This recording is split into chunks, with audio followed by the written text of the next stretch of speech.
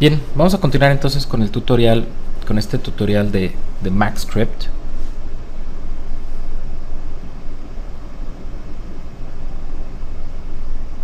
Bien, vamos a continuar entonces con esta serie de tutoriales de MaxScript. Lo que tenemos ahora es un script que nos permite crear un árbol que, bueno, su tronco, sus ramas, sus hojitas y sus frutos además están animados.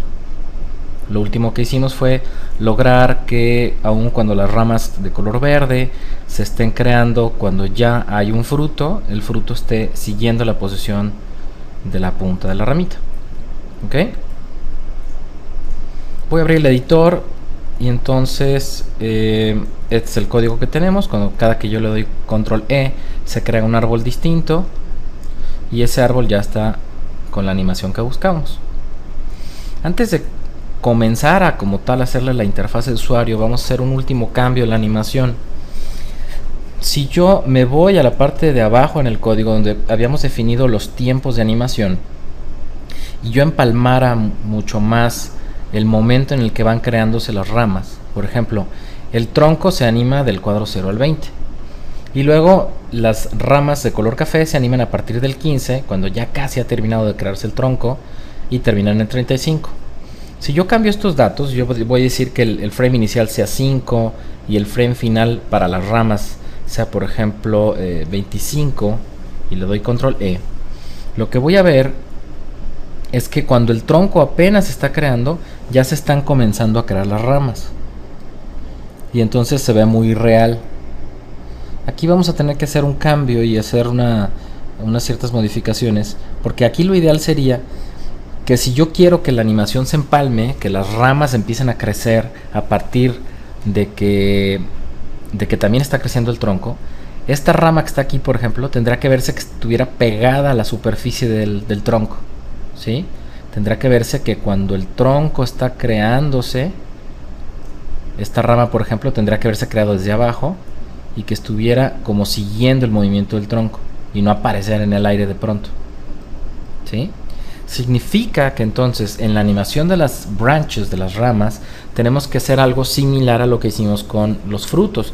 Los frutos hicimos un código en el cual ponemos un ciclo for que va desde el cuadro inicial hasta el cuadro final y vamos rastreando la posición que tiene, no la posición, sino la dirección que tiene la ramita y la longitud de la ramita. Y entonces hacíamos nuestro trabajo de la multiplicación del vector unitario por un escalar, bla, bla, bla, para que entonces la esferita también se fuera moviendo. Lo mismo queremos hacer entonces con las raíces. Digo, no, las raíces no, perdón, con las ramas, ¿ok? Para eso lo que voy a hacer es, voy a necesitar en la animación de las ramas, voy a necesitar información en su momento de la altura del objeto padre, que en este caso es el trunk. Significa que si esa misma animación, esa misma función de animate branch la utilizo para animar el tronco, no me va a servir porque el tronco no tiene padre. El tronco no tengo que hacer ningún cambio porque el tronco empieza en el 000. Entonces lo primero que voy a hacer es que esta función de animate branch la voy a clonar y antes voy a, en esa copia que hice arriba, voy a crear realmente una que se llame animate trunk, para dejar una función exclusivamente para animar el tronco y luego otra exclusiva para animar las ramas, porque esas son las que sí le vamos a hacer modificaciones. Entonces aquí va a ser animate trunk, en vez de branch to animate va a ser trunk to animate. Necesito un initial frame, necesito un final frame, ok, un initial radius, initial height. Aquí por ejemplo puedo también ya empezar a optimizar un poco mis funciones. El initial radius y el initial height se puede obtener del objeto que voy a animar. Entonces estas variables por ejemplo las puedo quitar de aquí, las puedo poner antes del animate, porque al final son valores que ya tiene el objeto trunk to animate.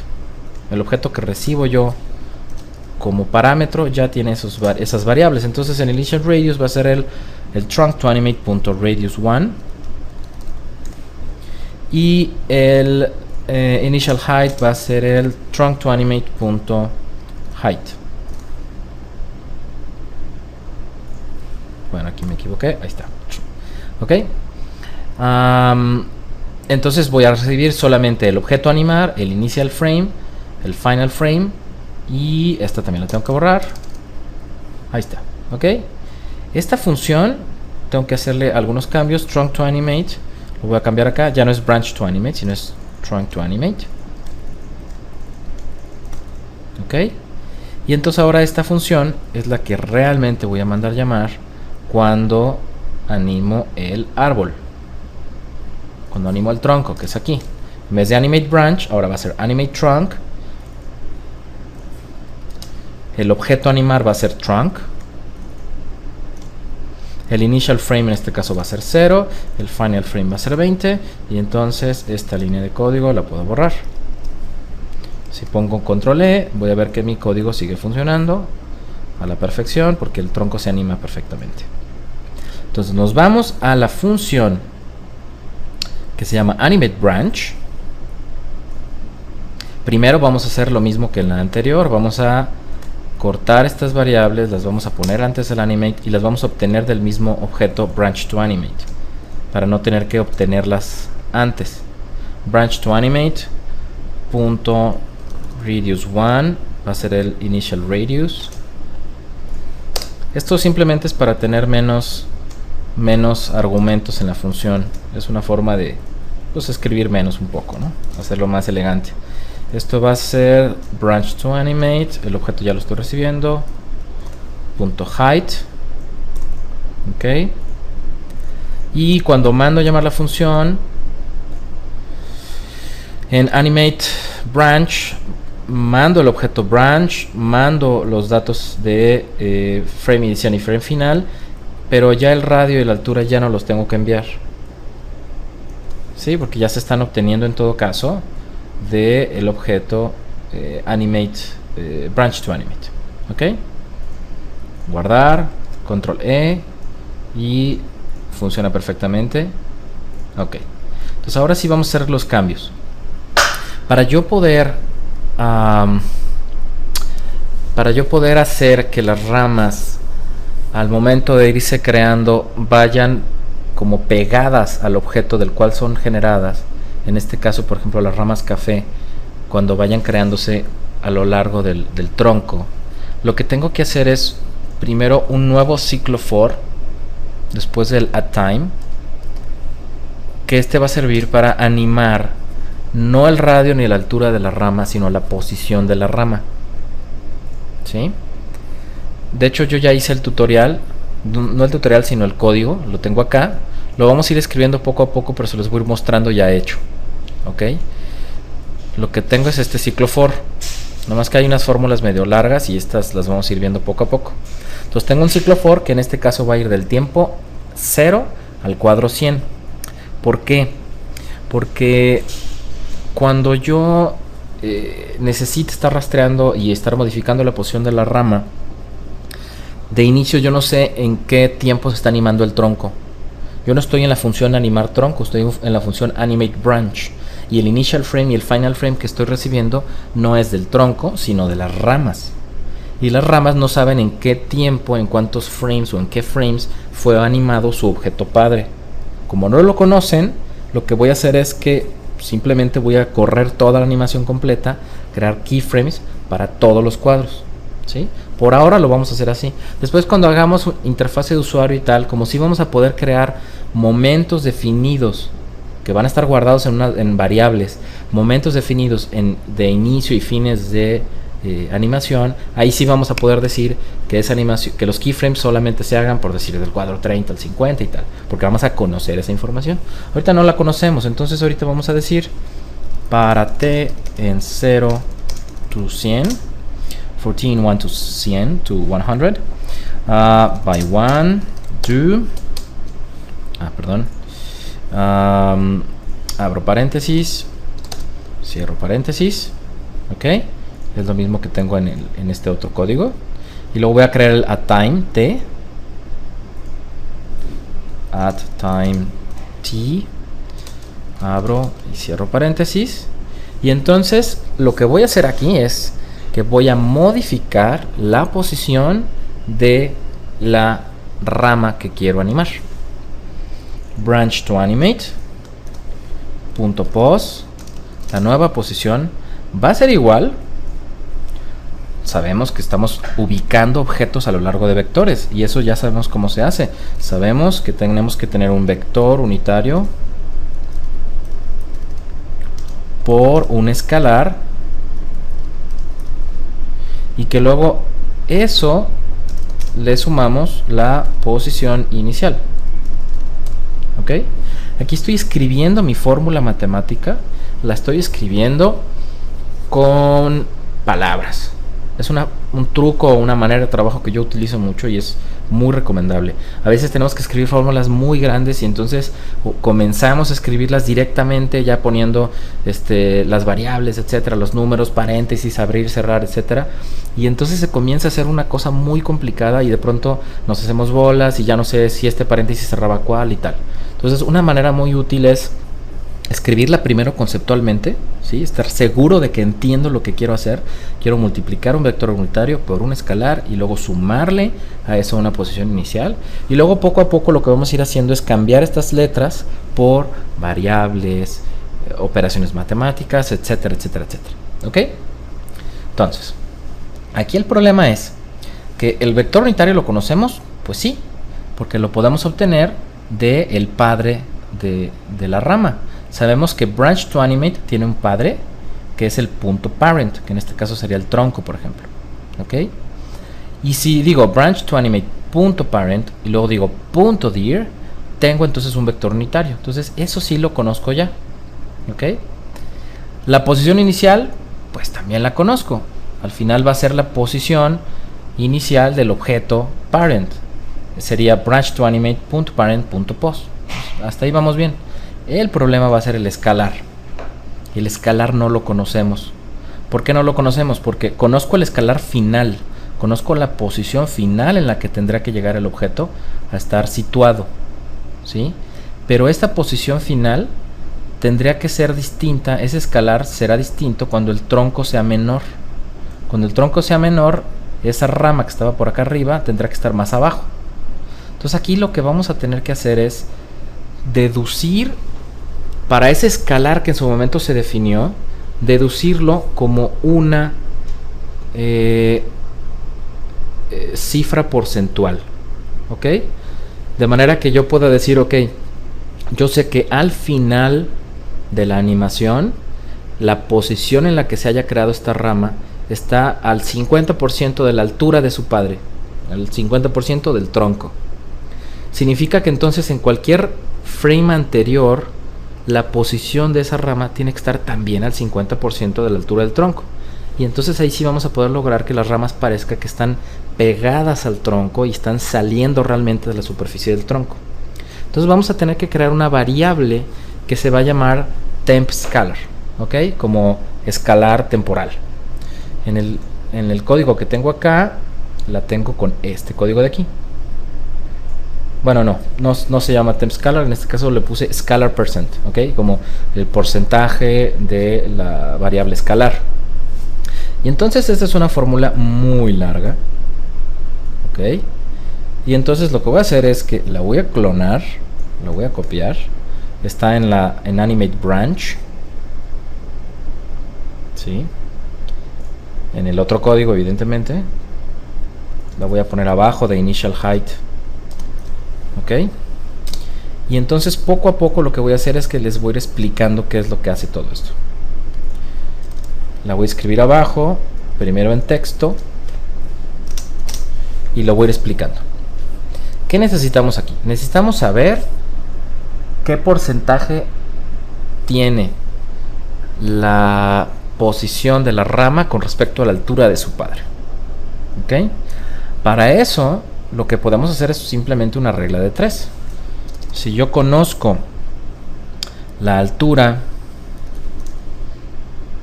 del padre y eso digo que es el 100%, conozco la posición del hijo y lo que no conozco es a qué porcentaje se refiere, la regla de 3 es multiplicar este valor por el 100 y luego dividirlo entre la altura del padre. ¿Ok? No vamos a multiplicarlo por 100 porque si yo, por ejemplo, al final yo encuentro que el valor es, por ejemplo, 50%, yo no quiero que sea 50, sino que sea 0.5 para el valor de la altura total del padre poderlo multiplicar tal cual por un factor porcentual. ¿Sí? Entonces, esa división que vamos a hacer es esta de aquí. Aquí se está dividiendo. Todo esto que se está dividiendo ahí es la posición del objeto con respecto a la altura del padre, y luego se está dividiendo entre la altura del padre. Pero aquí les voy a tener que explicar algunas cosas. Básicamente lo que yo quiero medir es, imagínense que el padre es esta rama café. Voy a girar mi vista. ¿Okay? Imagínense que es esta rama café. Y entonces lo que yo quiero medir en su momento es en qué posición quedó el objeto.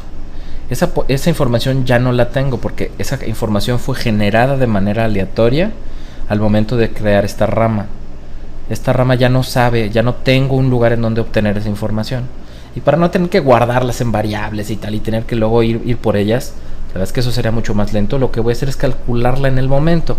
Y además, para calcularla les voy a tener que enseñar otro tema de resta de vectores. Entonces me conviene bien hacerlo de esa manera para que aprendan otros temas de álgebra lineal. Entonces lo que quiero conocer es la distancia que hay entre este punto, o sea, la posición del objeto rama, entre ese punto a la posición original del objeto padre. Necesito saber esta distancia. ¿Ok? Entonces yo sé que esta posición en el espacio es un vector. ¿Ok? O sea que es un vector que empieza en 0. Es como si fuera una flecha que empezara en 0 y llegaría hasta aquí. Esta posición en el espacio también sé que es un vector. Es como si fuera una flecha que empezara en 0 y llegara hasta aquí. ¿Ok? Lo que yo quiero conocer es el vector que estaría, digamos, desde la posición de la rama padre hasta la punta donde empieza esta otra rama. Ese nuevo vector lo puedo sacar restando los otros dos vectores. Básicamente es como tener una posición inicial y una posición final, y lo que hacemos es que restamos la posición final menos la inicial, o sea, restamos el destino menos el origen, y la resultante es esta flechita o este vector, y a ese vector le podemos sacar su magnitud. ¿Ok? Entonces, para conocer ese vector, el vector entre la posición del padre y la posición del hijo, todo esto es la resta de la posición del hijo, que es el destino, menos la posición del padre. ¿Cuál es la posición del hijo? Bueno, branch to animate.pos. ¿Ok? Menos la posición del padre. ¿Quién es la posición del padre? Branch to animate, es el objeto que estoy animando.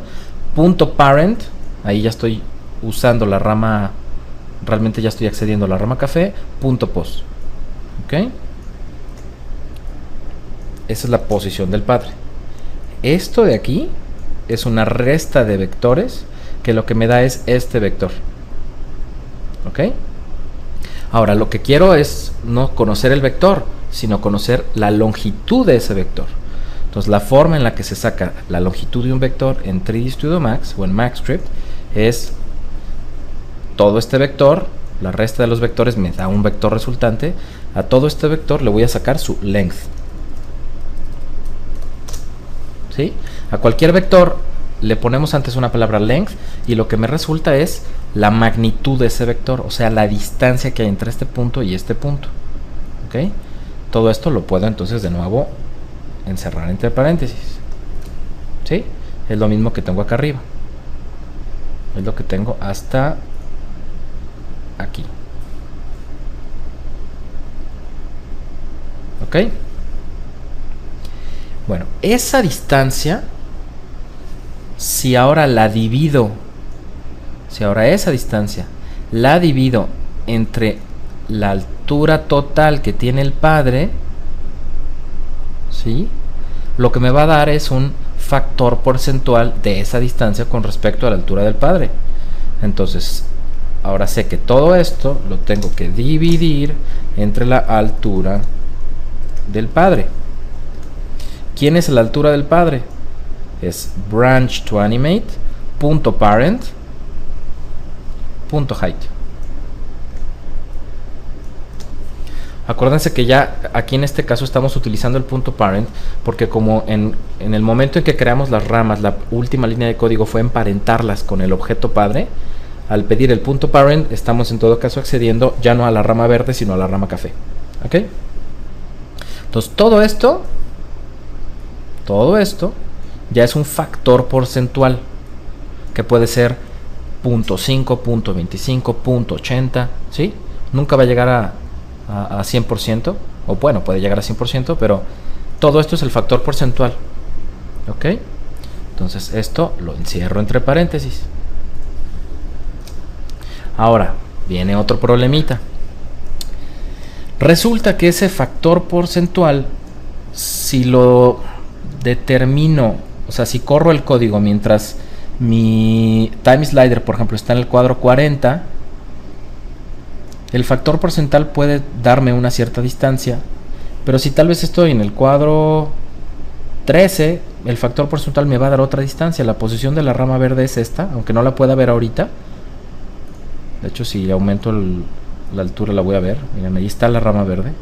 Pues que recuerden como la animamos a que primero tenga radio 0 y altura 0, pero sí, realmente ahorita está ahí.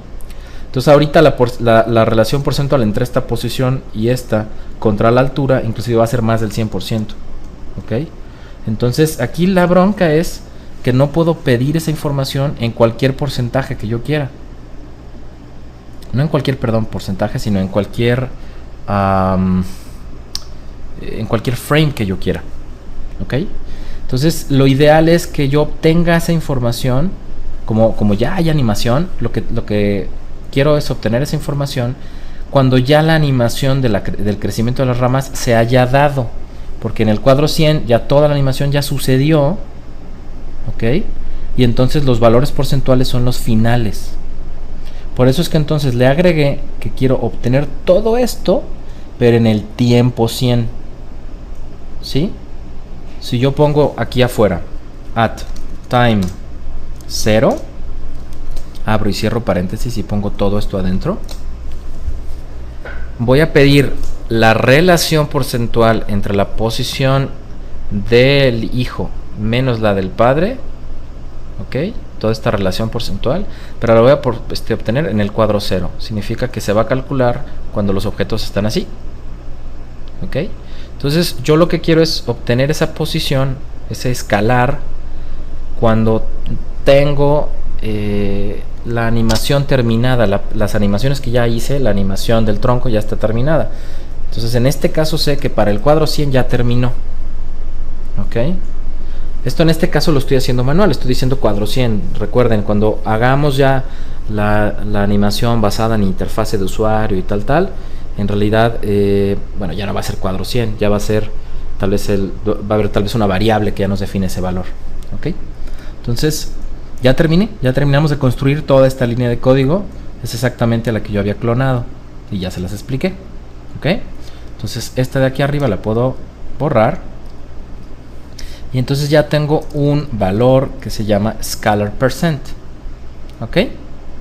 Entonces ahora ya voy a empezar a construir la fórmula que tengo acá. Yo sé que tengo que tener un vector unitario y lo tengo que multiplicar por un escalar, más la posición y tal. Ok, muy bien. Entonces vamos primero haciendo lo del escalar, que es lo relativamente difícil. ¿Quién va a ser ahora el escalar? Para el cuadro 0 tengo que definir un escalar, para el cuadro 100 otro escalar, para el cuadro 50 otro, y así me la tengo que ir llevando. ¿Ok? Yo ya sé, tengo arriba una variable que es el scalar percent. Yo ya sé que si por ejemplo la rama al final está al 50% de la altura total del objeto padre, en cada frame tiene que estar siempre al 50% de la altura padre. ¿Ok? Significa que entonces el escalar va a ser igual a la altura del padre multiplicada por ese factor porcentual. ¿Ok?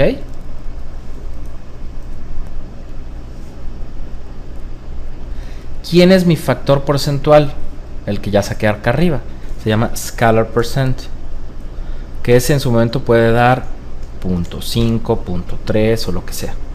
¿Quién es la altura del padre? Bueno, es branch to animate .parent .height. ¿Ok? Entonces todo esto que está encerrado aquí entre este paréntesis es el escalar por el cual voy a estar multiplicando la posición de cada rama. ¿Ok? Podemos entonces inclusive ponerlo en una variable para que no nos quede esto tan largo. Podemos crear una variable que sea temp scalar, como escalar temporal, ¿no? Porque esto obviamente va cambiando con el tiempo, porque estamos en tiempo t, y el punto height va cambiando con el tiempo porque el objeto padre, el tronco, ya está animado para ese momento. Y entonces voy a decir que es igual a todo esto. Time scalar es igual a la altura por el porcentaje escalar. Y entonces el vector unitario en realidad se va a multiplicar por la variable temp scalar. Ahora, ¿quién es el vector unitario? La dirección del objeto padre. ¿Ok? Entonces, el vector unitario es branch to animate .parent.dir. ¿Quién es la posición inicial? Branch to animate.parent.pos. Vamos probando nuestro código. Control S, Control E. Y ahí está. Cuando se está creando el tronco, las ramas ya están empezando a crecer, pero están empezando a crecer pegadas al tronco, ya no empiezan a crecer en el aire. ¿Sí? Lo mismo pasaría en todo caso con las verdes. Si yo me voy otra vez acá abajo y empalmo la animación, los frames, empalmo los de las ramas verdes, las leaves, en vez de que las branches, las color café, terminan en el cuadro 25, en vez de que las verdes empiecen apenas en el cuadro 30, voy a decir que empiecen, por ejemplo, en el cuadro 10 y que terminen en el cuadro 30, voy a suponer. Las frutas voy a decir que empiecen en el cuadro 15 y terminen en el 50. Control S, Control E. Y entonces se crean las ramas. Vean cómo van pegadas al tronco. Y luego las verdes van creciendo pegadas a las color café. ¿Ok? Entonces nuestra animación es mucho más realista. Otra cosa que pudiéramos ahora hacer sería, por ejemplo, también animar el radio de las ramas. Sabemos que el radio de las ramas al final es el mismo radio del objeto padre a la altura a la que está la rama. Eso lo tenemos cuando nosotros hicimos la creación de las ramas. Si me voy a la creación de las ramas, branch radius, ok, aquí está. Es todo esto, es una regla de 3 invertida, es lo que vimos en el segundo tutorial. Entonces esa misma línea de código la voy a clonar, la voy a pegar aquí en mi animación cuando estoy animando las ramas y voy a ver si me sirve de alguna manera. Voy a llamarle a esto temp radius, ok, y se supone que es, en su momento cuando se creaba, era el radio 1 del padre de la rama. Ok, entonces ¿quién es el padre de la rama? Es branch to animate.parent en vez de branch parent, ¿no? Luego eso se le restaba el branch scalar. ¿quién es el branch scalar? Ahora es temp scalar, ¿ok? En este código en particular ya no es esta variable, sino esta que se está cambiando con el tiempo y tal, la que acabamos de utilizar antes. Entonces copio y voy a suplir esto. Luego branch parent.radius1, ¿quién es? Pues lo que tengo acá, branch to animate.parent.radius1. Todo eso sobre branch parent.height. Bueno, ¿quién es branch parent? Es el branch to animate, el punto parent.height. Ok. Después entonces puedo decir branch to animate punto radius 1 va a ser igual a este radio temporal. Cuando corra mi código voy a ver que entonces las ramas se van a ver que desde que se están creando no se van a crear delgaditas, sino que se van a ir creando con la misma proporción que tienen con respecto a la rama padre. Y de nuevo, el objetivo es que la animación sea mucho más realista. Ahora vamos haciendo la interfase de usuario, que es la última parte de nuestro código. Para esto voy a crear un nuevo código para mostrarles cómo es que se crean interfaces de usuario en MaxScript. Aunque esto ya lo hemos visto tal vez en otros tutoriales. Creo que en el tutorial de creación del cono, de creación de geometría ya lo vimos, pero bueno, lo voy a repasar aquí. Se escribe la palabra rollout, que son estos paneles flotantes llenos de herramientas que tienen las interfaces de 3D Max. Rollout, luego le damos un nombre a ese rollout.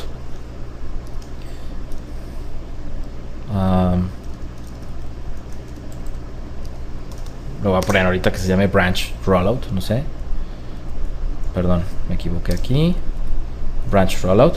Luego le ponemos la etiqueta. Ok. Tree properties. Voy a suponer. La etiqueta y el nombre son totalmente distintos. La etiqueta es lo que va a tener el letrerito en la interfase y el nombre es el nombre de ese objeto internamente dentro de Max. ¿Ok? Por eso es que lo puse tan distinto, ¿no? Podría llamarse también branch rollout, ¿no? Pero para que se entienda que son dos cosas distintas, lo puse así. Branch rollout es el nombre interno, tree properties es el nombre externo, ¿no? Propiedades de árbol. Luego abrimos y cerramos el paréntesis. Y entonces abajo del rollout vamos a poner create dialog y ponemos el nombre del rollout. Si corro eso, automáticamente yo ya tengo un rollout flotante. ¿Ok? Luego voy a empezar a ponerle cosas. Por ejemplo, voy a crear un spinner. Un spinner que se va a llamar branches. ¿Ok? Y va a tener una etiqueta que se llame branches. Si pongo control E, automáticamente ya aparece un código, un spinner aquí. ¿Ok? Podría también poner un botón, por ejemplo. Botón, crear, y con una etiqueta, create tree. Control E, y entonces me aparece, ya tengo un botón funcional. ¿Sí? Ok. Entonces, la estructura es, se escribe el rollout, se abren y cierran paréntesis, al final de la línea de código aparece create dialog, y primero se crea la interfase y después se define lo que esa interfase va a hacer. Por ejemplo, si yo quisiera realizar una acción al apretar este botón, yo diría on crear, que es el nombre del botón, pressed do,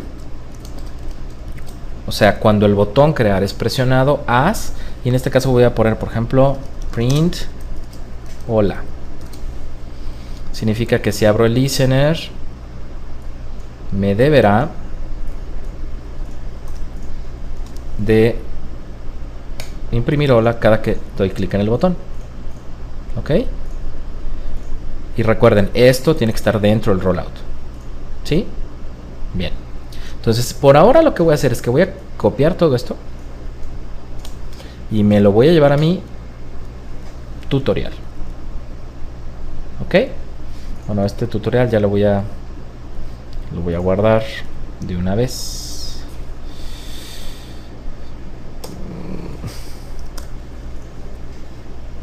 Es que ya tenía un árboles tutorial 3, lo había hecho antes del tutorial, entonces bueno, ya después yo me hago bolas y modifico esto. Bien, voy a cerrar en las funciones, las voy a cerrar. Ok, y voy a dejar el código así. Entonces normalmente lo que vamos a hacer es que los rollouts se escriben después de las funciones. Es lo primero que pondríamos inmediatamente después de las funciones. Entonces vamos a tener el rollout, branch rollout, con la etiqueta tree properties. Luego tenemos un botón crear y luego hay una opción de todo lo que se supone que queremos que el botón haga. ¿Ok? Entonces en este caso, ¿qué queremos que ese botón haga cuando nosotros le damos clic? Pues que cree el árbol, ¿no? ¿Ok?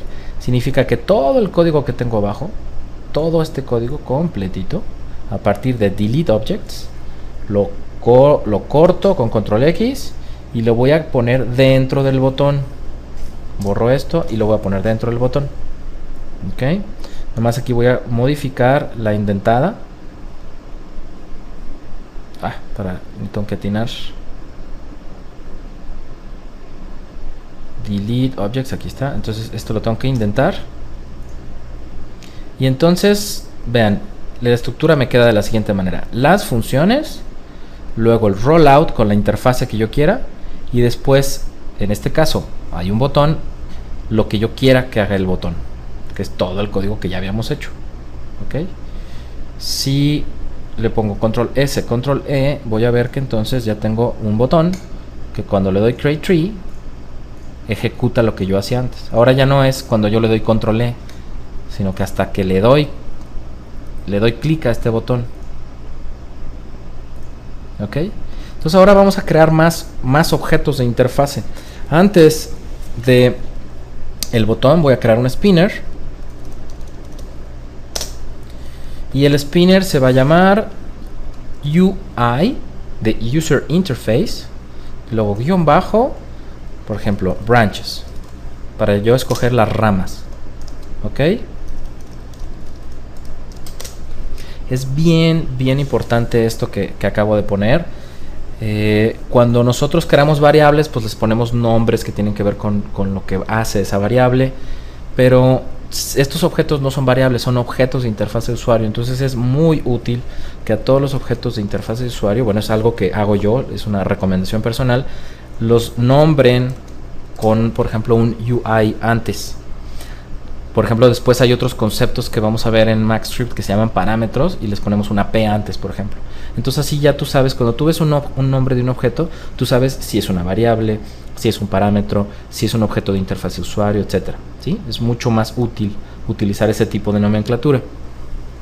Entonces, los spinners, si yo selecciono la palabra spinner, le doy clic a F1, me va a llevar a la página de ayuda de Tree Studio Max, en donde puedo ver qué características tienen los spinners. Dice spinners UI control y me sale todo esto. Entonces todo esto lo voy a copiar y me lo voy a llevar a mi línea de código, lo voy a poner acá abajito y ahí les va.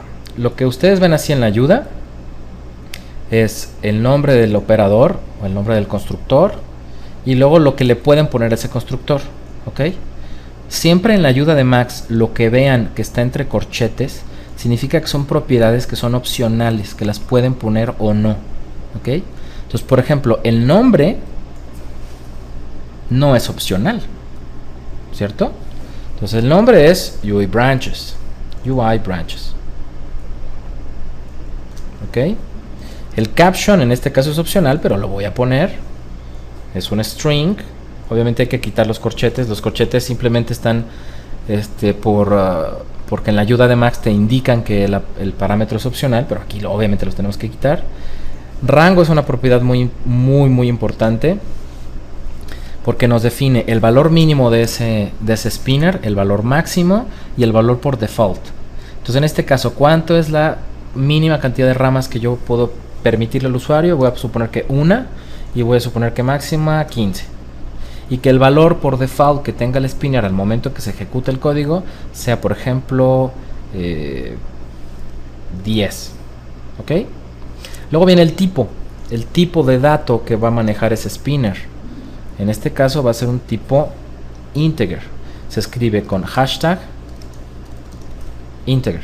Así es como definimos si es flotante, entero, etc. Luego viene algo bien importante, que es la escala. Igual le tengo que quitar los corchetes. Y la escala es el valor mínimo con el que el spinner va creciendo. Por default es 0.1. Eso significa que cuando yo tengo un spinner, que recuerden que son estas interfaces de usuario que tienen la flechita para arriba y la flechita para abajo, significa que cuando yo doy clic y arrastro el spinner o doy clics, el valor mínimo con el que se va a aumentar ese spinner va a ser 0.1, va a ir de 0.1 en 0.1, me va a dar valores flotantes. ¿Ok? Si mi spinner de pronto me queda con un valor de 3.4, yo no puedo hacer 3.4 ramas. ¿Sí? Entonces aquí en la escala tengo que ponerle 1 para que vaya siempre de 1 en 1. ¿Sí? Al darle clic vaya 1, 2, 3, 4, etc. Fill Width lo puedo borrar. Recuerden que son propiedades opcionales, las puedo quitar. Tooltip, pues si quieren lo podemos poner. Tooltip es una variable tipo string con comillas y es la pequeña ventanita como con un texto que sale cuando dejamos el mouse en una cierta zona de la interfaz de usuario. Entonces el tooltip podría ser, por ejemplo, number of branches. Lo demás son cosas que son opcionales y en este caso las vamos a borrar. No vamos a tampoco explicar todas las propiedades. Entonces este spinner lo corto y lo voy a pegar acá arriba y va a ser mi primer spinner. Tengo un spinner que se llama branches, que el valor por default es 10, que el valor mínimo es 1 y que el valor máximo es 15, y que si yo doy clic va caminando de 1 en 1, como dije, en escala. ¿Ok? Si yo doy create tree, ahorita no hay ningún cambio aunque yo modifique el valor de branches, porque yo no he definido, no he modificado que el valor de branches actúe realmente en mi código. Entonces, para poder hacerlo, voy a copiar este nombre y me voy a ir a buscar, por ejemplo, el punto en mi código en donde yo creo las ramas, en este caso las ramas color café, y ese lugar es aquí. ¿Ok? Aquí decimos, para una variable i que vaya de 1 a 10, hazme las ramas, create branch. En vez de 10, ahora voy a decir UI branches.value. Si le pongo control S, control E, creo el árbol, tiene 10 ramas. Pero si le bajo a una, va a tener una sola rama. Porque ahora entonces tengo una interfase de usuario que puedo controlar a voluntad. Entonces aquí va a tener siempre 2 ramas, 4 ramas, o por ejemplo 15 ramas. ¿Ok? Entonces aquí es donde ya esto se empieza a ser muy poderoso, porque todas las propiedades, todo lo que tenemos en este código, lo podemos convertir en datos que vienen de una interfaz de usuario. Podemos controlar el número de ramas, la aleatoriedad de las ramas, la distancia a la que están, la altura que tienen, el tamaño, el radio, el color. Podemos también modificar los colores. Hay interfaz de usuario, hay botones para poner colores. Entonces ahorita, por ejemplo, así muy rápido, voy a crear otro spinner que sea, por ejemplo, number of leaves. Entonces voy a decir UI leaves. El nombre va a ser leaves. El rango, no sé, voy a suponer que quiero por lo menos una hoja y que pueda llegar hasta 20 hojas, y que el valor por default sean 5. El tipo va a ser entero, la escala va a ser 1, y en vez de number of branches para el tooltip va a ser number of leaves. ¿Ok? Luego este dato me voy abajo a buscar el momento en que creo las ramas, que es aquí, y en vez de 5 un valor determinado de 5, voy a poner uileaves.value. Corro mi código y ahí va a ser 10 ramas con 5 hojas cada una. O puede ser una rama con 9 hojitas. O pueden ser 6 ramas con una hoja cada una. ¿Ok? También puedo inclusive animar en su momento, por ejemplo, el tiempo de animación también, porque al final son números, son variables. ¿Ok? Todo absolutamente lo podemos incluir en la interfase. ¿Ok?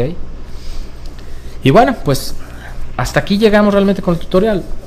Me podría tardar mucho ya explicando cada uno de los objetos que vamos a poder poner en la interfaz de usuario, pero me tardaría mucho. Entonces voy a pausar el video y voy a ir construyendo un poquito más de interfase para explicarles algunas cosas, pero prácticamente ya con esto acabamos.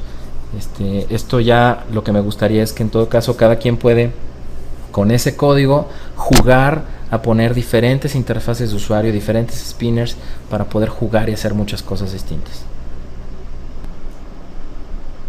Bien, algunas de las cosas que podemos hacer con la interfase es, bueno, ya pausé el video y he hecho algunos cambios. Por ejemplo, puse labels, ¿ok? Una label es una etiqueta. Entonces tengo, por ejemplo, una etiqueta que dice UV Left Trunk, UI Label Trunk, y es una etiqueta que dice, por ejemplo, Trunk Size. Entonces hice dos spinners. Sabemos que el tamaño del tronco está definido por una variable que se define de manera aleatoria, pero tenemos en ese código aleatorio tenemos una variable mínima y una variable máxima. Entonces, ¿qué pasa si ahora le doy al usuario la ventaja de definir el tamaño mínimo y el tamaño máximo para tener ese rango de aleatoriedad? ¿Ok? Entonces yo tengo un spinner que dice from, ¿ok? Y va de 10 a 200, mínimo 10, máximo 200, utilizando 100. ¿Ok? Y viene un tipo que es el float con una escala de 0.1 porque son valores flotantes. Spinner, por ejemplo, tiene otro spinner que dice to, ¿ok? Y entonces son dos spinners. Si pongo control S, control E, voy a ver que tengo dos spinners con un valor inicial y un valor final. Estos valores los puedo tomar, por ejemplo, como variación, tamaño mínimo del árbol, ¿ok? También podría haber puesto min y max en las etiquetas. Entonces, ok, significa que el mínimo tamaño que va a tener mi tronco es 100, el máximo puede ser 150. Hay otras formas de ponerlo. También podremos poner, por ejemplo, literalmente trunk size y poner otra variable que se llamara divergencia. Y esa divergencia ser un spinner que fuera, por ejemplo, del 0 al 100. ¿Qué significa? Normalmente cuando ponemos ese concepto de divergencia y que lo ponemos porcentualmente, significa que yo digo, ok, el tamaño máximo son 100 unidades. Y si yo le pongo divergencia 20, significa que puede ser desde menos 20, o sea, desde 80, 100 menos 20, 80, hasta más 20, 100 más 20, 120. Significa que entonces la variación va a ser, digamos, del 20%, desde menos 20% hasta más 20%, de 80 a 120. Entonces, bueno, es otra manera en la que se puede poner. Si yo pongo esos valores, significa que entonces el UI trunk from lo puedo poner entonces como el valor mínimo en mi random. Ok, UI trunk from punto value. Nunca se les olvide que los nombres de los objetos de interfase no son variables. Ok, el valor como tal está en el punto value. El 150 entonces sería el UI trunk to punto value. Ok, también agregué otras cosas en mi código. Por ejemplo, agregué una etiqueta que se llama branch properties, que es esta. Tiene el UI branches, que es el número de branches, y luego un color picker. El color picker es un botón del cual podemos escoger colores. Entonces el color picker tiene el nombre, luego tiene muchos espacios para poder hacer que me coincidiera prácticamente la distancia, aunque ahorita les voy a explicar cómo se pueden alinear los objetos y tal. Entonces dice branch color, luego le damos un espacio y ponemos el color que por default va a tener el objeto. ¿sí? Y luego este modal false, en este caso lo dejé, pero no lo vamos a utilizar. Modal false es para cuando es una propiedad que queremos cambiar en tiempo real el color de un objeto. En este caso no aplica, pero es como para tener retroalimentación en tiempo real en la interfase de cómo va cambiando el color en el objeto. Y si lo pongo como true, no tendríamos esa retroalimentación, ¿no? Realmente lo puedo quitar, esto lo puedo quitar y no pasa nada. Entonces, ese UI branch color, lo que quiero hacer es que cuando yo le dé create tree, los objetos no tengan el color que ya había definido, sino que obtengan el color de aquí. Entonces, cuando yo creo los objetos, cuando creo las branches, yo antes aquí tenía un valor color, espacio, 69, 49, bla, bla, bla. Ahora tengo UI branch color, punto color, ¿sí? En el caso de este tipo de objeto de interfase, que es el color picker, no le ponemos el punto value. En este caso es punto color, ¿ok? Cuando yo lo opero, le doy create tree, se están haciendo las ramas color café, pero si le pongo, por ejemplo, le doy clic y selecciono color azul, ahora las ramas van a ser color azul. Si quiero hacer lo mismo, por ejemplo, con las hojas, entonces voy a agarrar este color picker, lo voy a copiar y ahora va a ser UI leaf color. La etiqueta va a ser leaf color. Ok. El color voy a suponer que es green. Ok. De inicio. No lo puedo poner así, ya me acordé. Cuando definimos en un color picker, no puedo usar las palabras green, blue y tal. Tiene que a fuerzas escribirse con esto, ¿no? Con el código RGB. Entonces, rojo va a ser 0, blue va a ser 0. No, perdón, RGB. La G es la del medio, entonces este es green, 255. Y aquí va a ser 0. Entonces voy a tener un color picker ahora color verde. Y este valor, el nombre del objeto, me lo voy a llevar a cuando mando llamar la creación de objetos tipo leaf. En vez de green voy a decir que sea UI leaf color.color. Y entonces hago los árboles. Y voy a decir, bueno, pues ahora quiero que en realidad sean de un café más oscuro y que este verde sea casi amarillo. ¿Ok? Lo mismo puede ser para las frutas, etc. Entonces, bueno, hasta aquí ahora sí ya llegamos con el tutorial. Con esto tienen mucho trabajo que hacer. Pueden definir los colores de los objetos, hacer modificaciones, etcétera, etcétera. Entonces creo que ya con esto pueden hacer muchas cosas muy interesantes. Y dejar un código que entonces para un animador digamos no técnico, ¿no? Pues ya puede operar, darle clic en 2-3 botones y de pronto hacer unos árboles que automáticamente se animan, ¿no? Ese es el objetivo al final, ¿no? Recuerden que el trabajo de un technical animator es poder modelar el conocimiento de un artista, modelarlo matemáticamente para poder reproducirlo de manera más óptima y más fácil, ¿sí? O pues también las necesidades que un artista puede tener, poderle ayudar mediante programación a que las haga más rápido, ¿sí? Esta animación es muy sencilla y la verdad es que podríamos decir que el árbol está feo, pero bueno, si lo quisiéramos hacer a mano nos tardaríamos bastante tiempo en hacer esto, ¿sale? Inclusive hasta el tema de tener jerarquizados los objetos es una enorme ventaja. Recuerden que esa es una cosa que también ya tenemos. Yo selecciono, por ejemplo, esta rama y la puedo rotar o mover o lo que sea y se lleva todos los objetos que son sus hijos, porque eso ya está predefinido en el código y lo estamos haciendo todo automáticamente. Inclusive si selecciono el objeto padre y me voy a Graph Editors, Track View, que es donde podemos ver, no, perdón, Track View no, esto es en Schematic View.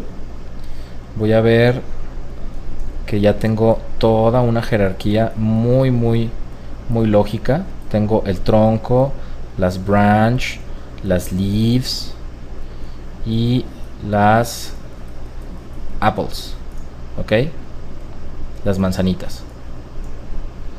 Bien, pues fue todo todo por esta vez. Este es el último tutorial de este ejercicio en particular. Evidentemente después vamos a seguir haciendo otros tutoriales acerca de MaxScript.